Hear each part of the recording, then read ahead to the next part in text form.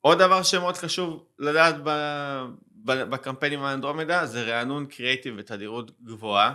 אני יודע זה כאב ראש, כל חודש צריך, אני אומר כל שבוע, כן? צריך לצאת עם קריאיטיבים חדשים, גם סטטי, גם וידאו.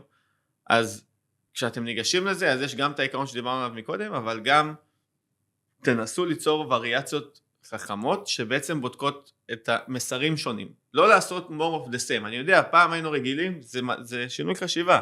יש לי צ'מפיון, אני רץ איתו, אני עושה עוד ממנו. כאילו עוד אחד, עוד אחד. לא, הם אומרים, יש לך צ'מפיון, אחלה, עכשיו תביא לי משהו אחר לגמרי. זה הדייברסיטי שהם רוצים. ולמה זה? כי הם רוצים להראות לו מודעות שונות בזמנים שונים. ואם תיתנו רק צ'מפיון, אותו דבר, אותו דבר, אותו דבר, זה ייתקע לכם. אתם לא תנצלו את הכוח של המערכת. ועוד דבר, אמרתי דגש על UGC, גם דגש על טסטימוניאלס, זה נאמר ממטה עצמם, כן? טסטימוניאלס ו-UGC, אלה שני תכנים מאוד מאוד חשובים להצלחה של הקמפיין שלכם באנדרומדה, הם כנראה יודעים יותר דברים ממה שאנחנו יודעים.